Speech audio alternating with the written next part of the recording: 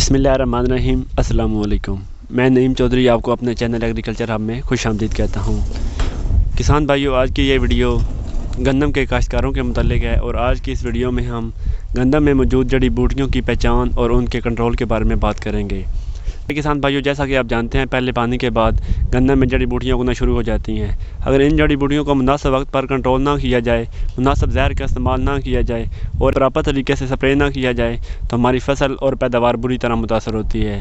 گندم میں دو قسم کی جڑی بوٹیاں اگتی ہیں، چوڑے پتوں والی جڑی بوٹیاں اور نوکیلے پتوں والی جڑی بوٹیاں۔ چوڑے پتوں والی جو جڑی بوٹیاں ہیں ان میں باتھو، مینا، سنجی، پالک اس طرح کی جڑی بوٹیاں شامل ہیں، جبکہ نوکیلے پتوں والی جڑی بوٹیوں میں جنگلی جئی اور اس طرح کی جڑی بوٹیاں شامل ہیں۔ چوڑے پتوں والی جڑی بوٹیاں پہلے پانی کے بعد اگنا شروع ہو جاتی ہیں، جبکہ نوکیلے پتوں والی جڑی بوٹیاں پہلے پانی کے بعد بھی اور دوسرے پانی کے بعد بھی اگتی رہتی ہیں۔ کسی بھی زہر کا پراپر استعمال کرنے کے لیے گندم میں موجود جڑی بوٹیوں کی پہچان کرنا بہت ضروری ہے۔ اگر آپ کے کھیت میں چوڑے پتوں والی جڑی بوٹیاں موجود ہیں تو آپ چوڑے پتوں والی زہر کا استعمال کریں، اور اگر کھیت میں نوکیلے پتوں والی جڑی بوٹیاں موجود ہیں تو نوکیلے پتوں والی زہر کا استعمال کریں۔ آج کل مارکیٹ میں چوڑے پتوں والی اور نوکیلے پتوں والی جڑی بوٹیوں کو کنٹرول کرنے کے لیے ایک ہی زہر دستیاب ہے، جس کو ایک ہی دفعہ سپرے کرنے سے چوڑے پتوں والی اور نوکیلے پتوں والی جڑی بوٹیاں کنٹرول ہو جاتی ہیں۔ جو ہم زہر استعمال کر رہے ہیں یہ ٹرائی الٹرا ہے، اس کے علاوہ فائنڈس ہے، اٹلانٹس ہے، اس طرح کی کوئی بھی جو اچھی زہر آپ استعمال کر سکتے ہیں۔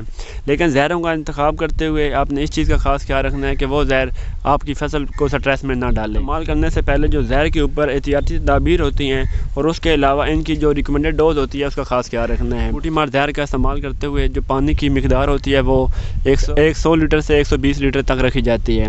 پانی کی جو مقدار ہے یہ کم کی جائے تو ہماری فصل جو ہے وہ سٹریس میں آ جاتی ہے۔ اکثر کسان حضرات کیا کرتے ہیں کہ وہ 5 کی بجائے 4 ٹینکی استعمال کرتے ہیں۔ 4 ٹینکی کا مطلب ہوتا ہے 80 لیٹر پانی۔ اگر آپ وہ 1 ایکڑ کی جو مقدار ہوتی ہے اس کو 80 لیٹر پانی میں استعمال کریں گے تو ڈیفینیٹلی ڈوز ہے وہ زیادہ ہو جائے گی، جس کی وجہ سے آپ کی فصل جو ہے وہ سٹریس میں آ جاتی ہے اور فصل پیلا ہونا شروع ہو جاتی ہے۔ تو آپ کسی بھی زہر کا استعمال کر رہے ہیں تو زہر کو استعمال کرنے سے پہلے اس کی جو ریکمنڈڈ ڈوز ہے اور اس کی جو احتیاطی تدابیر ہیں وہ لازمی پڑھ لیں اور ان کو فالو کریں۔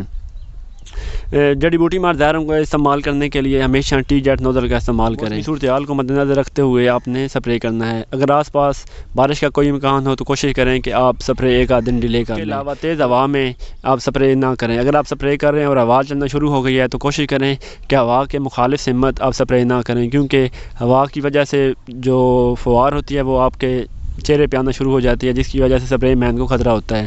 سپرے کرتے ہوئے ہمیشہ ماسک کا لازمی استعمال کریں۔ یہ چند ایک چیزیں ہیں جن کو فالو کر کے آپ کسی بھی زہر سے اچھے رزلٹ لے سکتے ہیں۔ میں امید کرتا ہوں کہ آپ کو ویڈیو پسند آئی ہوگی۔ اگر ویڈیو اچھی لگی ہے تو میرے چینل کو لازمی سبسکرائب کریں۔ اللہ حافظ۔